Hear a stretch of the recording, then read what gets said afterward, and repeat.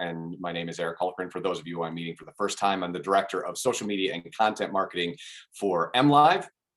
And let's start very quickly with two definitions for the day. One is spirit, which is the non-physical part, the soul. That's the part we're going to be talking about today. And brand, that is the way in which your consumers experience your product. Your brand is how they do that. So we're going to use those two words and navigate through all of this. And in order to do that, we have to understand a little bit about particle physics. So in early April, there was an amazing discovery that happened. It's this thing right here. It's the muon G2. And if you don't understand particle physics, that is all okay. The only thing you need to understand is that this thing, this muon G2, acts a lot like the top and the end of Inception. So it kind of blips in and out and it wobbles. And what it did is it puts tremendous stress on what they call in the physics world, the standard model. Now, this is how we make sense of the universe around us. Quarks, leptons, and gauge bosons. Up in the upper right of this slide is what's known as the God particle. That's in purple because it essentially made sure that this model is true and holds fast right up until this past week.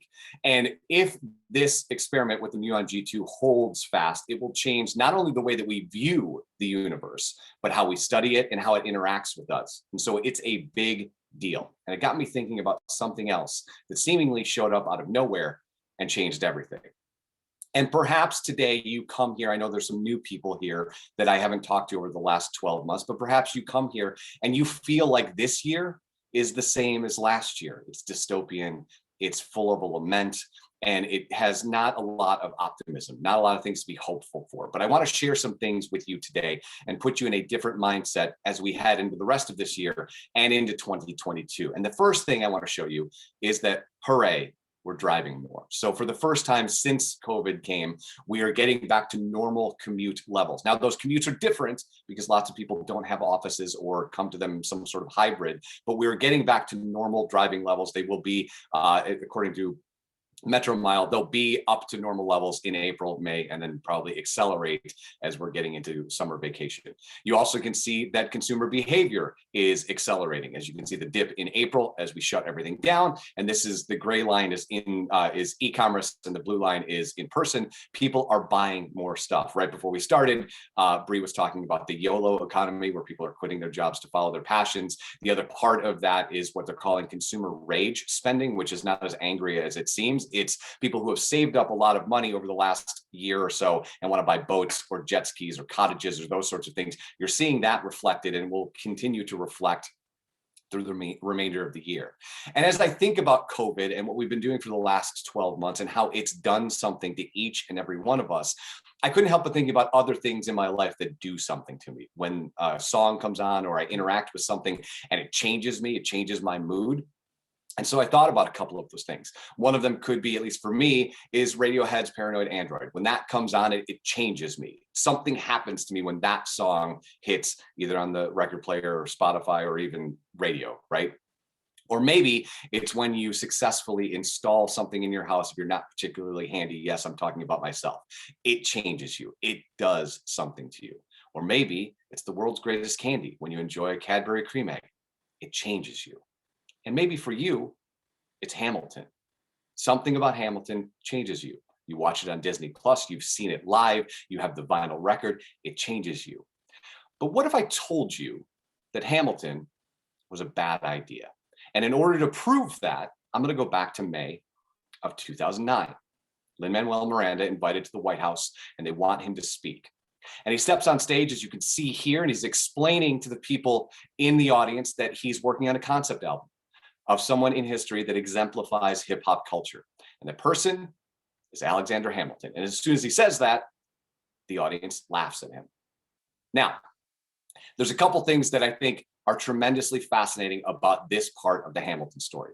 The first off is that when they invited him to the White House, they did not want him to go off script and do something he'd never done before. They wanted him to do a song from In the Heights, the proven, tested, successful, red hot, relatively speaking, to a world without Hamilton, In the Heights.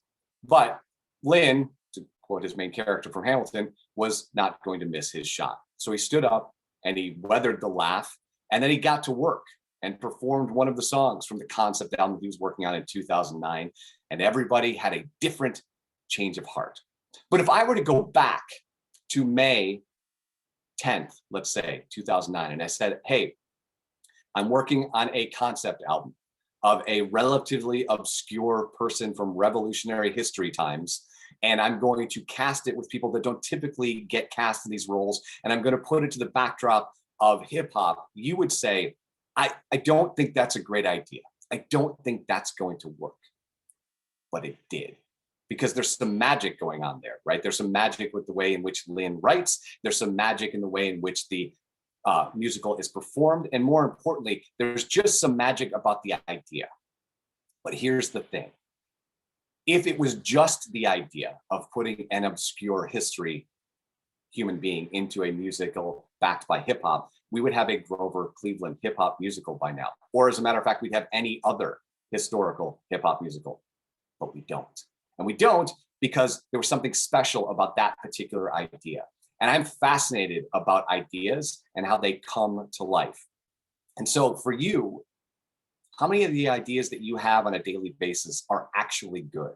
And for the ones that aren't good, what do you do with them? Do you throw them away? I mean, for me, most of the ideas I come up with, like starting a talk with particle physics, start out really bad and then turn into something as I work at them. And I wonder, what do you do with those ideas? How many times a day do you ask, what if? Or to put it another way, the Buddhists call it the beginner's mind, looking at the world through the eyes of a child for as long as humanly possible, because you see opportunities where others might not. And in a world that has been absolutely chaotic for now 13, 14, 15, 16, 17, 18 months, it can get easy to be swept up in all of that and lose that curiosity. But over the course of this morning, I want to talk to you about how very important that curiosity is. Now, I typically don't show a lot of graphs, but I want to show this one specifically because active mobile internet users and active mobile social users is just about the same. So this is the data over the course of the last 12 months. And what this tells us, friends, is people are on their phone. They are on a social app about 98% of the time, which means if you're trying to reach people, we're still doing it on the phone, even when they're in their homes. And so we've got to understand the way in which people navigate through the internet in a mobile first, or in some cases still a mobile only world. And that starts with one app and one app only. And that app is TikTok. And so when I wrote the beginning stages of this talk and called it the spirit of the internet, this is what I had in mind.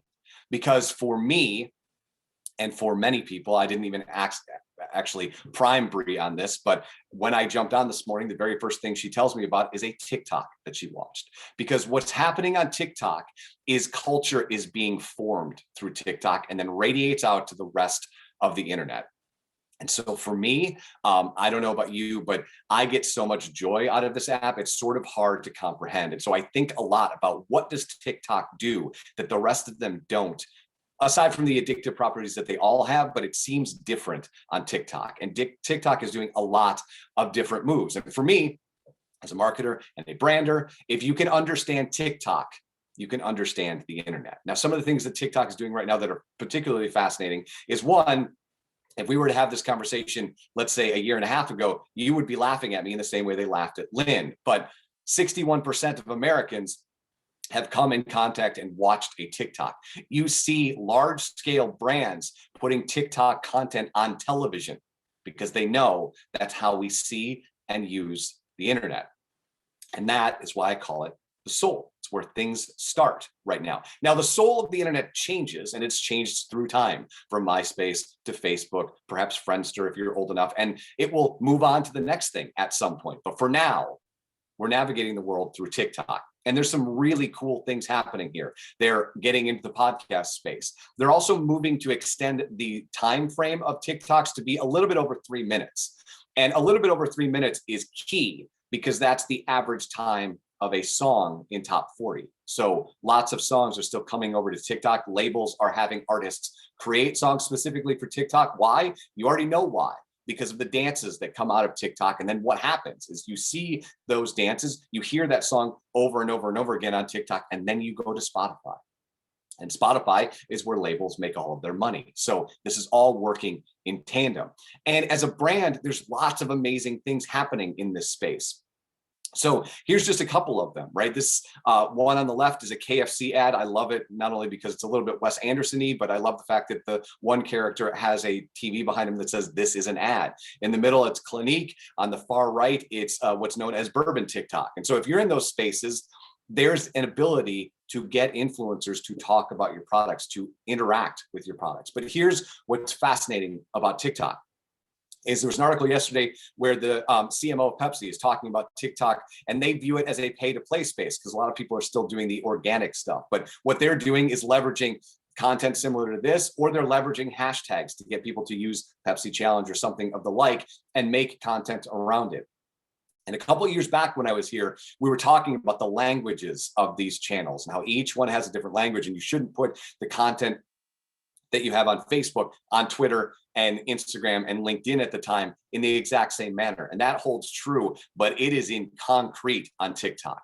Lots of brands take content off their YouTube channels or Facebook or the digital display and shove it onto TikTok and wonder why it doesn't work. It doesn't work because we speak a different language on TikTok, which is why I will say it again. If you can understand what's happening on TikTok, you understand how the consumer consumes the internet, even if you don't do things for TikTok.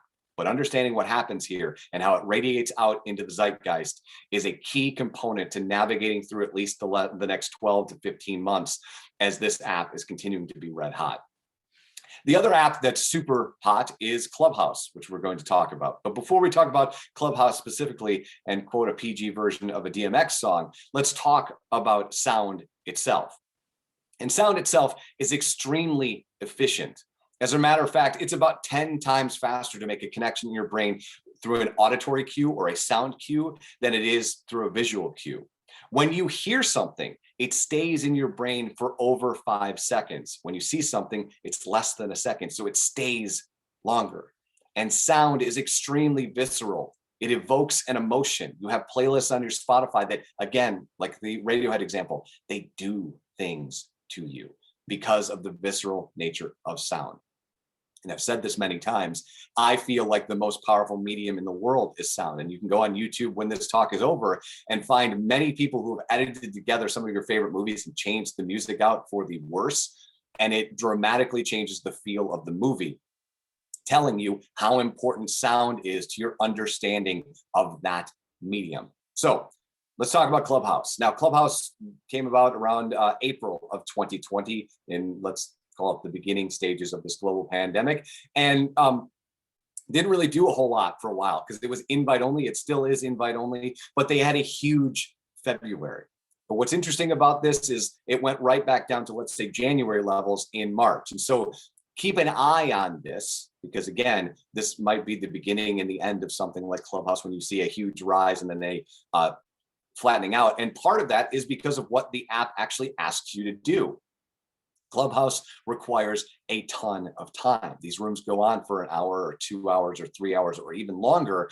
And there's not a lot of brands that have that kind of time, or C-suite executives that want to ask or answer questions for that amount of time. So if you want to play in the Clubhouse space, you're going to have to hack at it in order to make sure you're not taking up all of your time, because you can't run ads there, but you can build a community. We'll do more on that later.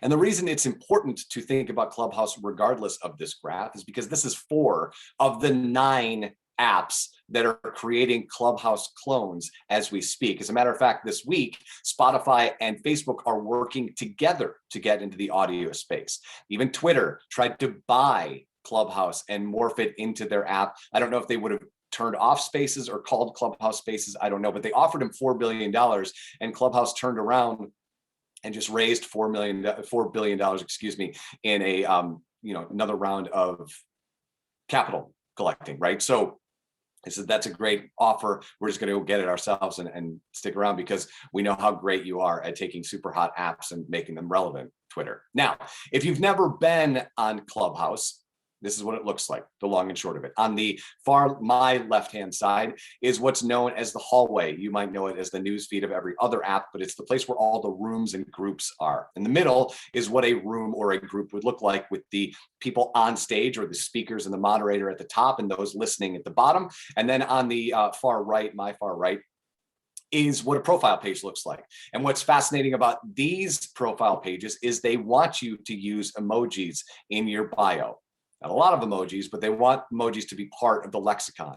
And I find, again, when we're talking about a different language for each one of these apps, this is a nuance that I think is fascinating about this audio only app, is that they want a visual cue inside your bio as you are on an app that is audio only, which is one of its strengths. You don't need, I mean, I've got a microphone here and a whole bunch of equipment. You don't need any of that stuff to do Clubhouse. You just open Clubhouse and start talking, which is awesome for ephemeral or, content that disappears when it's over, because there's no recording on Clubhouse either.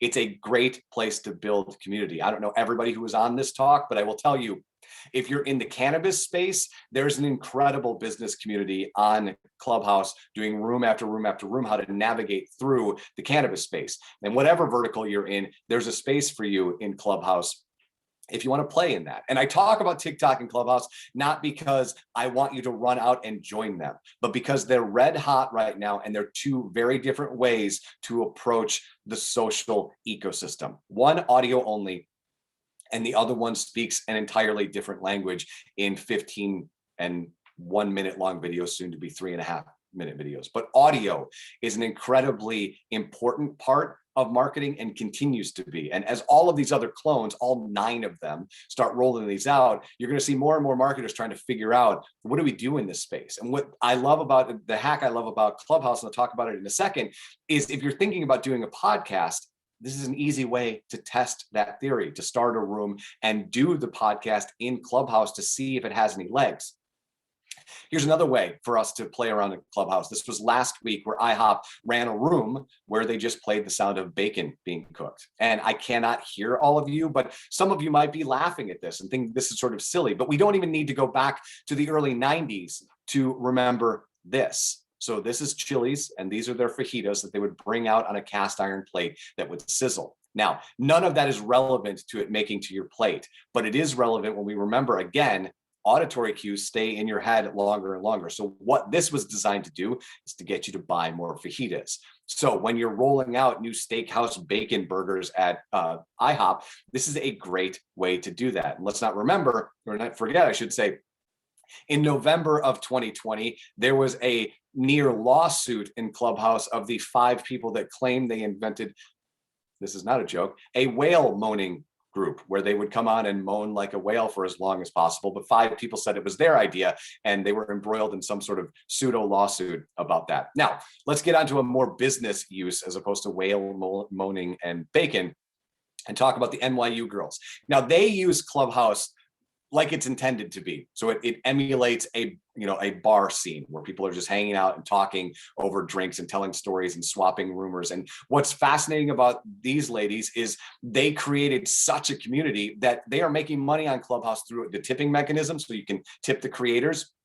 And they have another more private version of this talk that's on an app called Spore. And they're thinking of rolling out into podcasts and pitching a show to Netflix. So this all comes from building a community on Clubhouse and then rolling it out to other mediums. And so I will very quickly say, if you're thinking of starting a podcast, this is a great place to play in the space. Now, we're talking about social. And so very quickly, I just want to show you, in as fast a humanly possible way as I can, what are in the top 100, at least of the iTunes stores, apps that people are using. So I won't go through all of these, but you can see in the social space, there's a ton of them. I'll flip through them one more time. If you want the deck after this, you can have it. But, and if you have questions about what some of these are, more than happy to tell you that at the end of this. But I share this with you to say, whatever your brand does, there is a space for you. But the most important part of that sentence is you do not need to be in all of these places, because that is not a key to victory. The point here is, where is your audience? Go to where they are and speak to them where they are, because that is what they expect. I share all of this with you because I've heard stories over the last year of people that are more successful on Triller than they are on TikTok, or more successful on Twitch than they are on YouTube, or having great success building communities on Reddit and have no success on something like Instagram. So there is a flavor for everybody, and there is not a best practice that works for every brand across the ecosystem. These, let's call it 30 apps, each one of them could do something different for your brand if that is where your consumer is. So let's talk about the ways in which we build in these spaces. And the ways that you build in these spaces are twofold. You can broadcast or you can build. Hang on, Olivia, letting you in. You can broadcast or you can build. And as every good brand, you should do both of these things. You just can't do them at the same time. And when we look at broadcasting as a definition, we harken back to traditional media in the early days, right? The act of transmission on radio or television. This definition doesn't really age very well, as each one of us has the ability to broadcast in our pocket, but it's a good place to understand the basic tenets of what broadcasting is. We go to look at the human model of communication, which is where this all comes from. You see sender, message, and receiver, and all of the information goes in one direction. And the key component missing from this is feedback. And that's the difference between broadcasting and building, is that you are not looking for feedback. You might still get it if you go out and look for it in the wild. But when you're yelling $9.99 Kias or buy one, get one, or today is half off Tuesday, you're broadcasting in a single direction. We're building, and building a community, as you've seen in the last 12 months, can help you get through some pretty gnarly weather. And I'm going to share some stories with you of some brands that did just that. And by the end of this, you will understand that what is coming next week is going to make building a community your number one priority as a brand, I promise. But first, we're going to Cleveland.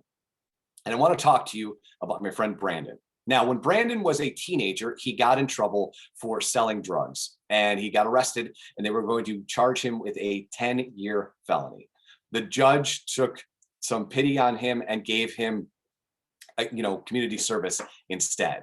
And what Brandon did, he was in Detroit at the time, is he discovered a chef friend who introduced him to the world of restaurants, and it lit him up. It changed him.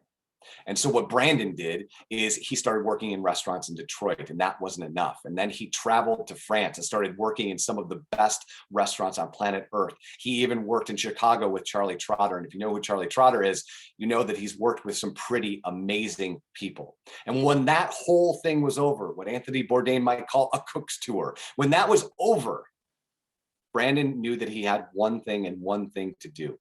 Was that thing to open a litany of restaurants across the United States and make billions of dollars? Was it get a show on the Food Network and become a Food Network star? No. Brandon decided that he was going to Cleveland and he was going to open Edwin's. And what makes Edwin's special is that Brandon, because of where Brandon came from, Brandon takes people who have been recently let out of prison and runs them through an extensive 6-month course in how to run a French restaurant, and then employs them at Edwin's. And by the time these people graduate from the 6-month course, they are some of the most sought after employees in the restaurant industry. Every single one of them gets placed when they complete that course.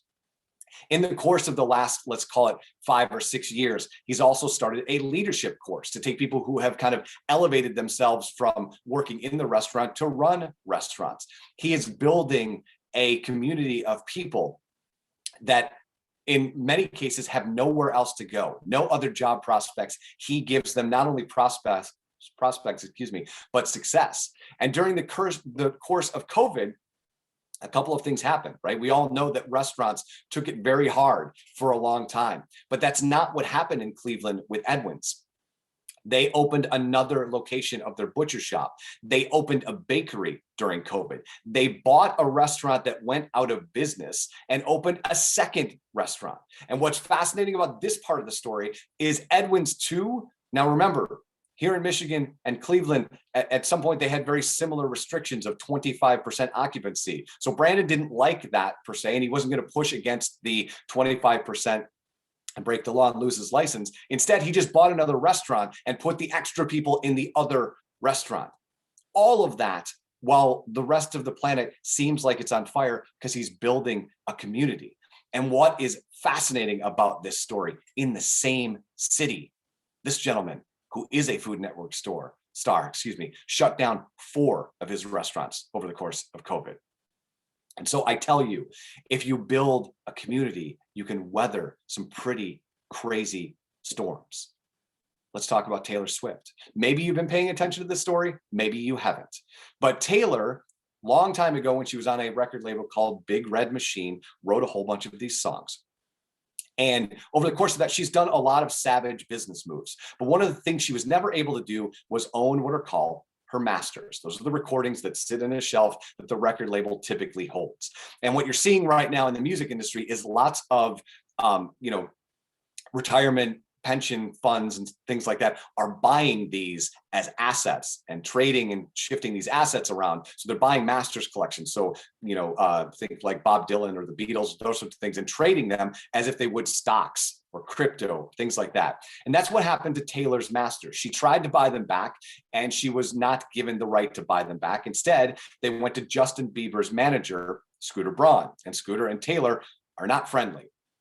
And Scooter did what I just told you, is he sold them to an exchange. And so now it's out in the exchange, people are buying and trading Taylor's masters. And what Taylor did is she went back in the studio and re-recorded all of her old music, making that music hers. And if you go to Spotify and you look up her old songs, there's an old song, Fearless, and then there's an old song called Fearless, Taylor's version. Now, if you're a fan of Taylor Swift, which one of those are you going to press play on?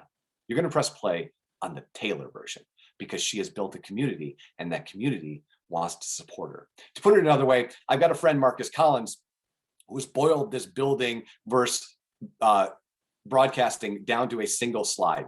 And it's this. On the left, the Coca-Cola, that's broadcasting. On the right, the Share a Coke is building. It's building a community. And that Share a Coke campaign has been so successful for Coca-Cola. In the first 2 years of the Share a Coke campaign globally, it equated to about $2 billion in extra sales of people who consumed these things because they had names on it. So you can build or you can broadcast, and you should do both. You need to broadcast. We need to do conversions. We need to build our business, but we also need a community that stands behind us to help us through chaotic times like this. One last one. So Jenny's Ice Cream, again, out of Ohio. I'm, sorry, there's two Ohio examples, but these two are just far too excellent. I got this one on Monday. Now, this is not a Herculean effort to send out an email that says, hey, if you don't want Mother's Day correspondence, just opt out right now.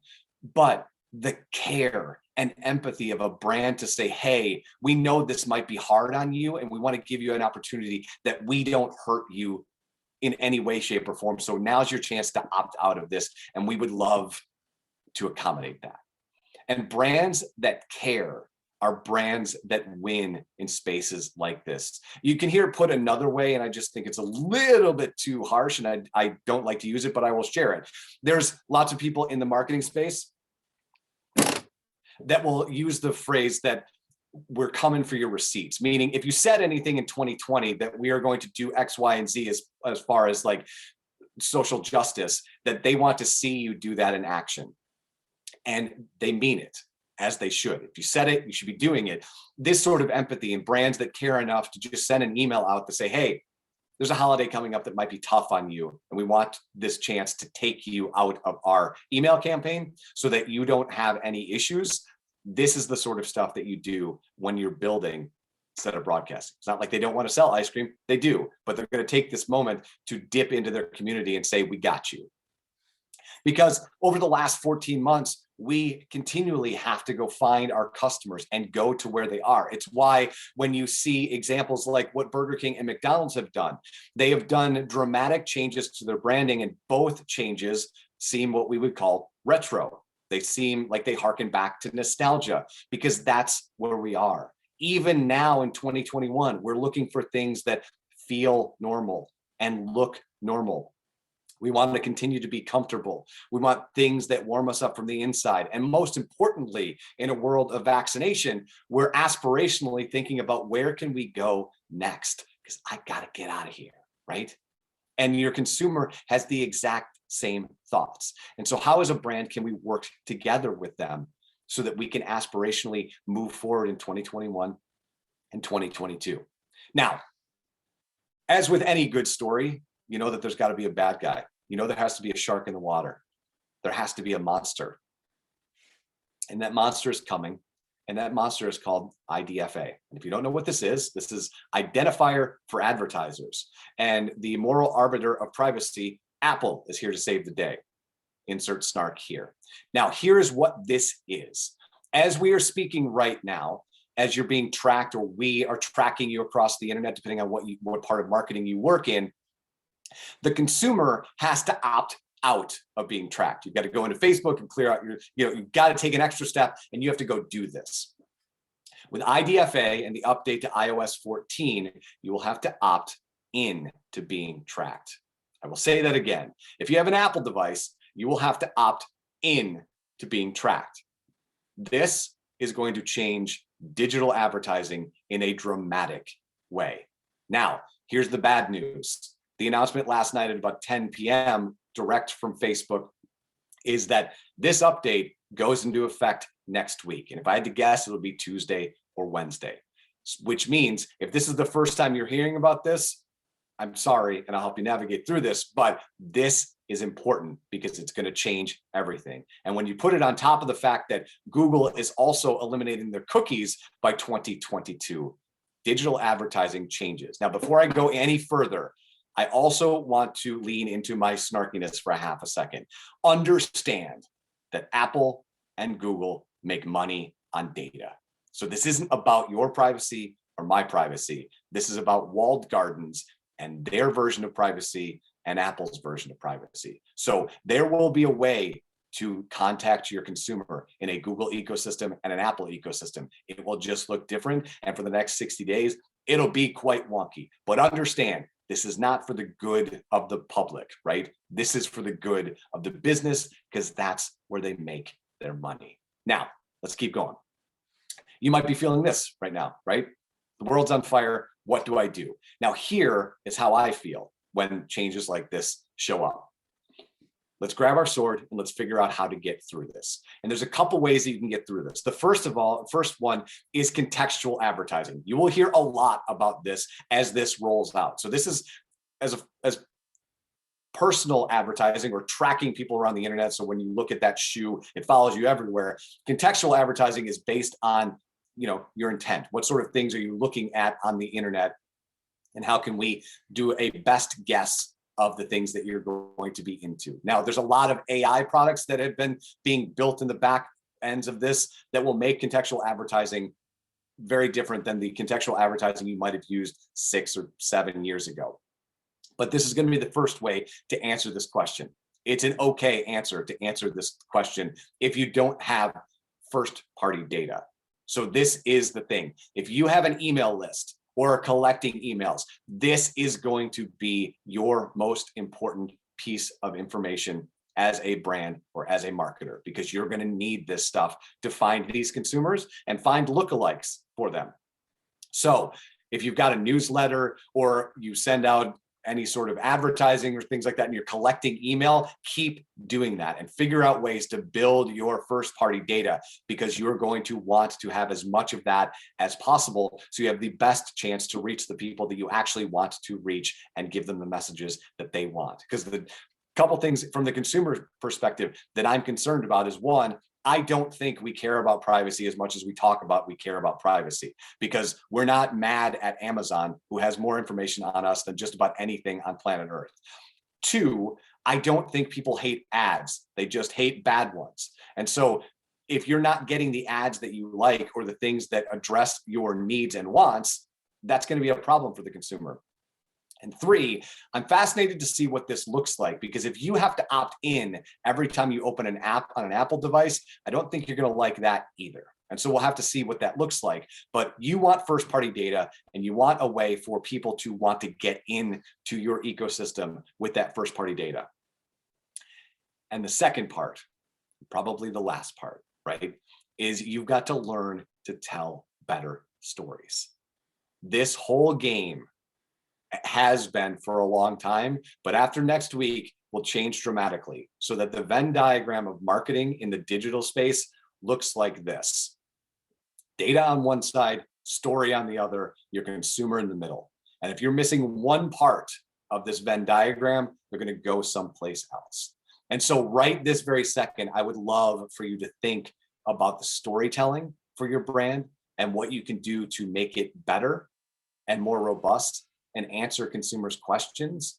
And where is your data?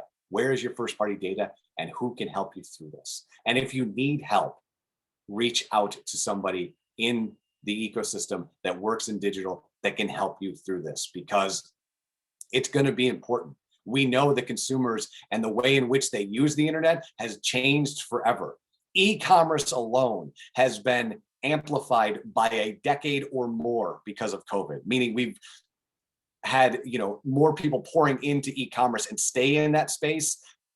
We thought that was going to take 10 more years. It took 10 months when we're in the middle of a global pandemic. So a lot of people have become used to the digital world, and we need to find them. We need to talk to them. And we need to solve their problems. And so I leave you with this. If you understand that you need to build at the same time that you're broadcasting, and that you know where your consumer is and you're talking to them, even if they're dressed like a crazy vampire person, and you have a bit of that beginner's mind and are curious about the world around you, we can navigate through some pretty crazy waves. And when I wrote this originally, we didn't know when this update was coming, but it doesn't matter. We know that it's coming next week. We know it's probably going to feel like this in the interim. And it's our job as marketers and brands and people in the community to help each other navigate through this, because Facebook will tell you that they want to help small business, and maybe they do. But even if they don't, it's our job as people in the community to help each other out when yet another crazy change happens in the digital ecosystem. And so with that, I would love to answer some questions and stop sharing my screen. So I'm going to do just that.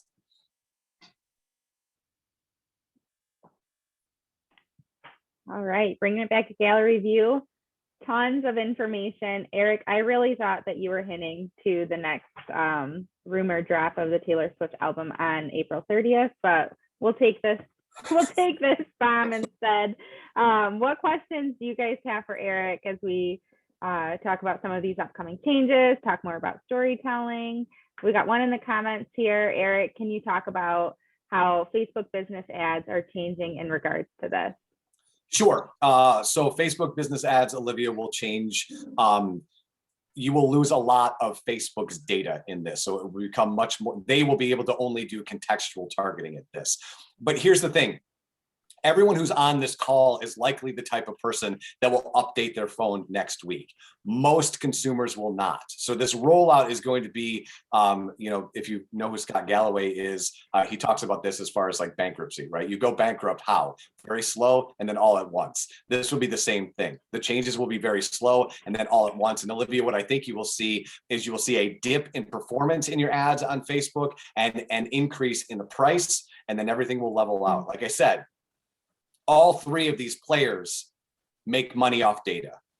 And I think the question that I look at is, when you look at this square dance, Facebook seems like the player left out of this square dance. I was almost going to say a different game and mixed metaphors, but I won't. They're the ones left out of this dance. And so that puts them in a precarious position when Apple and Google are building the data walled gardens. So it's not only what happens right now as far as the business manager and your ads, it's what happens in the future. Because even if you hate Facebook, and you have every right to hate Facebook, most people on this call will say they probably get a lot of use out of Facebook ads, a lot more conversions, a lot more looks, a lot more engagement. And so it's the devil you know versus the devil you don't. So you will see your performance go down, your price go up, and then it'll flatten out. And I hope that answers your question, Olivia. Yeah, it does. It was odd because one day you kind of just open it and it's like, oh, by the way, all these errors are in your account and you need to fix them. And you're like, what? Yep. So I just wasn't sure really what their and it gets into stuff like DNS verification. That's where it becomes a little bit beyond me and like what I have my expertise in. And I'm like, okay, I Yes. don't know how this is really helping anything, but sure, Facebook. And the problem with that, Olivia, right, is that they've built, both Google and Facebook have tried to build an ad platform that your grandmother can buy ads, right? And so when you get into this stuff, it's like, my grandmother's not going to do DNS verification, right? Like you're not going to do that stuff. And so I'm hoping a lot of that kind of goes away, or at least rights itself, so they get back to the point that somebody who is not super tech savvy can still buy ads in that platform, because that is what actually helps small business. Andy, I saw your question. I'll get to it in a second, but that's what helps them. If it's overly complicated and you've got to do all of this stuff, it's not going to be helpful to small business, which is why we do things like this, right? So Andy asked, do the opt-in policies make it worth considering more mainstream marketing, TV, et cetera, or what we might call traditional marketing? And I would answer that twofold. One, it's an excellent observation, and I had the same observation. Two, I'd like to know more about the artificial intelligence contextual targeting, because if TV and radio don't have that, but Facebook and Google or Apple do, it might be worth staying. But to put a finer point on that, again, it goes back to, if your audience is in those spaces, Andy, then yes, it's worth looking at those things. But you see story after story that more and more people are getting away from the traditional model of TV. And so what I might say is, maybe it's not television per se, your rabbit ears, but maybe it's OTT, right? Or something along those lines, or whichever version of that you want to buy into. But yeah, finding people on Hulu and in Amazon Prime and that sort of thing, that might be a place where you want to leverage the contextual targeting, because one, I think we all can understand contextual targeting on Amazon and Hulu better than the internet at large, right?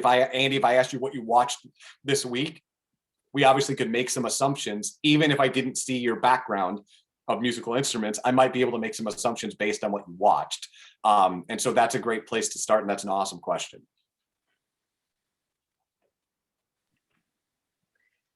Eric, would you mind giving an example of how you see contextual targeting play out with, like, say, Suzanne's business, for example, who looks like she might have disappeared? But I'm curious, like, I guess to me, that's something that I'm so used to, the Facebook model and the Google model and all the data just being right there and being able to access it. Do you think it's going to change from an execution standpoint, or is it just going to change from a reporting and cost standpoint? I think initially it's going to be reporting and cost, because we don't know what we don't know, right? It's going to happen next week, and we're going to start to see those changes. And the email from Facebook last night seems to indicate that the people that are going to feel the squeeze first are those who are advertising specifically to drive app conversion. So downloads of apps or installs of apps is where you're going to feel it the worst.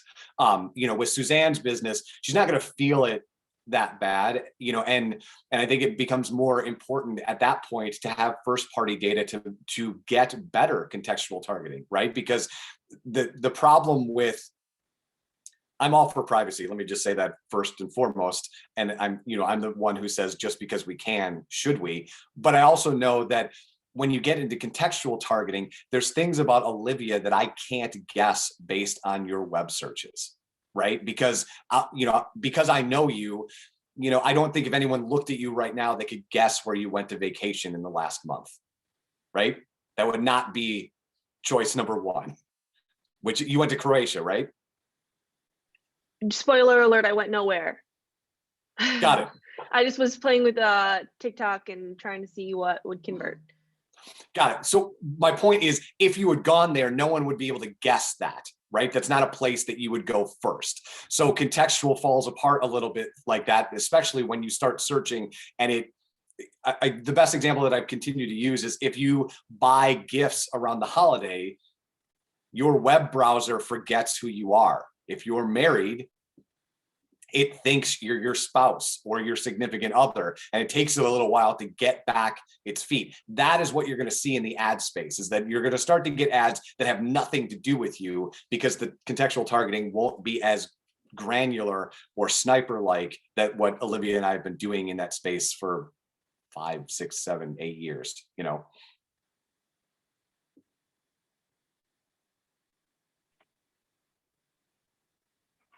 All right. What other questions or comments do you guys have to add as we wrap up today?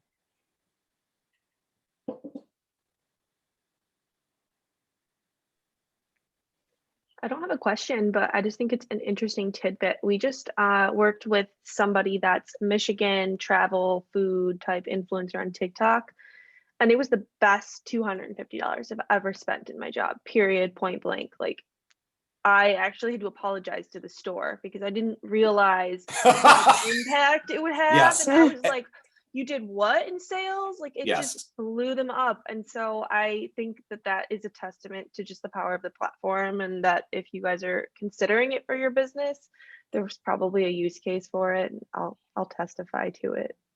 I'll go on record. The algorithm and organic It's- interaction on it's that the- app is it- mind blowing to me. it's Eric, the- we've it- talked about this before, but it's the best in class, hands down. And I think that, and I think that's some of the reason that Olivia sees tremendous growth and use in there. And that's some of the reason we're spending so much time there, because obviously before that, but since 2016, that divisiveness on Facebook makes it so that it's not a pleasurable experience. And if I were to survey most of us on here, if we didn't have to be there on our jobs, we probably wouldn't be.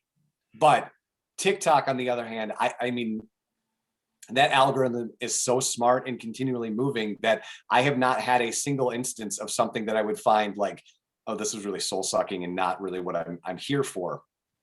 And so when you can get an influencer in that space to create content around your brand, yeah, you're going to see that stuff. And, if you can make, same day sales or 3-day sales or weekend sales 10x than they were, yeah, that's the best $250 you probably ever spent.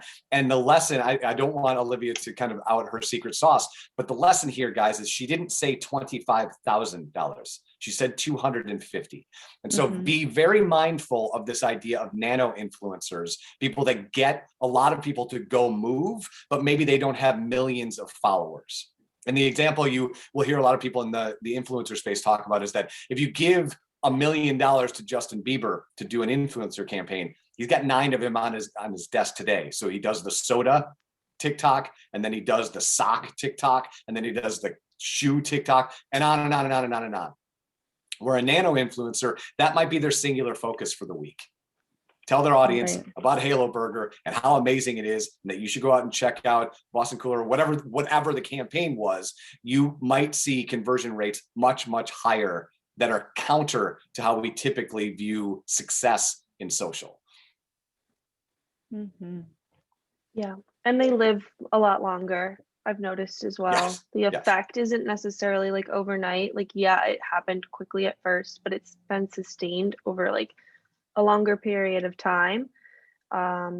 And that person is like pretty committed to quality content, so they're continuing to grow, which just means that my video on their feed gets a ton more views just because they're existing and doing what they like. So Eric, I'd like to go back real quick to a comment that I made, but then Bree responded to that, because I'm always thinking about things kind of at a bigger community-wide level about, how do we tell a story about Flint and Genesee County, as individual businesses and business owners and marketers. How do we kind of contribute to the overall story that is a positive story, and not only does it get people outside, feeling good about Flint and Genesee County, but also our immediate audiences as well. Not only feeling good about the products that we individually have to offer, but about being part of this bigger community.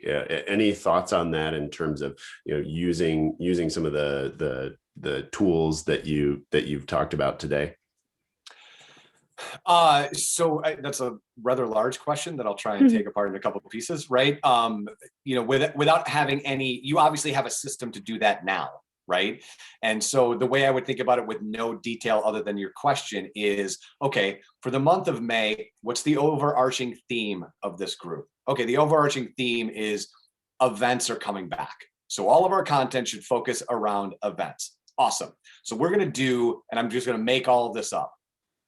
We're going to do a podcast running, talking to some of the people in Flint and Genesee County about the events that are coming back and what protocols they're going through to make sure that everybody is safe. And then we're going to cut that podcast up because we can do it on video because we'll do it from Zoom and keep it socially distant. So we have an audio portion and a video portion, and we'll cut that up and we'll use some of it on Instagram, we'll use some of it on Facebook, and we'll use some of it on LinkedIn, depending on where we want that stuff to go. And then, if we want to move into the TikTok space, we're doing a low version of ephemeral content where we're showing the creation of that content and how we're building a better community and getting outside and doing stuff with Flint and, leaning into some of the hashtags that are working on TikTok that fit the brand, right? A lot of misconception around TikTok and, even to Olivia's example is around influencers and that idea of what, if I said the word influencer, you're going to close your eyes and you know what they look like. But if you look at the other part of TikTok, the education and knowledge part of TikTok is equally as large. So if you can teach me something on TikTok, if you can teach me how getting a grant can change my business, you will find an audience. Maybe it's not millions of people, but you don't need millions of people. As Olivia said, she spent $250 and nearly broke a location. Right? So virality is not always the goal if you can't take that scalability. Connection is. And so I think about what's the overarching theme? What pieces can my team make without breaking them, right? I don't want 120 pieces in a month because they would quit on me. What can we make? Where does it go? And then in June, how did we do? We measured it. Did it do the thing that we wanted to? What things performed better than the other? And then rinse and repeat. What's the theme of June? What pieces should we make that we learned from May? What did we learn from June for July? And so forth and so on. And then the last piece of that, Andy, is leaving space for people to experiment, because this is moving so fast that if you create an ecosystem where somebody can raise their hand and say, I think we should do an influencer campaign with Rick because he does this thing and he wants $250 to do it on TikTok. I say we try it, to have the ability to put out that idea and see if it'll work. And if it does, awesome. If it doesn't, on to the next one.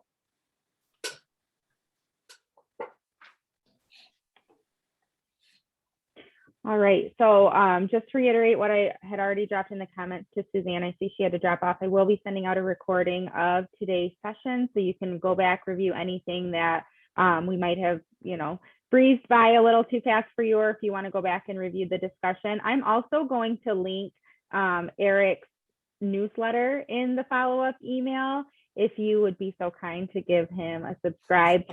I know, another newsletter in your inbox, but I do want to say one of the things that I really, really love about Eric's newsletter is the human element that he brings to it. It's not just, here are all these articles that you should take a look at. He adds his own personal commentary in it, and I open it and feel like this is my friend curating content for me. And I know he would only send it to me if he felt like it was worthwhile. So I think there are some really key takeaways just from subscribing, even if you don't read every single article. No, you cannot. But just by looking at what he adds in there, his own commentary and all of that. So a link to subscribe will also be in that newsletter. Eric, any comments as we wrap up for today? None for me. I mean, as always, this is my favorite group on planet Earth, so I'm just happy to be here. So. We're so happy to have you here, and we're going to have Eric back with the young professionals next month. You do not have to be a young professional to attend that event. I will also send you information to register and sign up if you're interested on that, but spoiler alert, we haven't posted it yet, so that's not super public, but he will be joining us on May 12th, so we would love to see you there as well. All right, that's it for us. Have a great day, everyone. Eric, thanks so much. Great as always. Thank you. Have a great day, guys. Bye, everyone.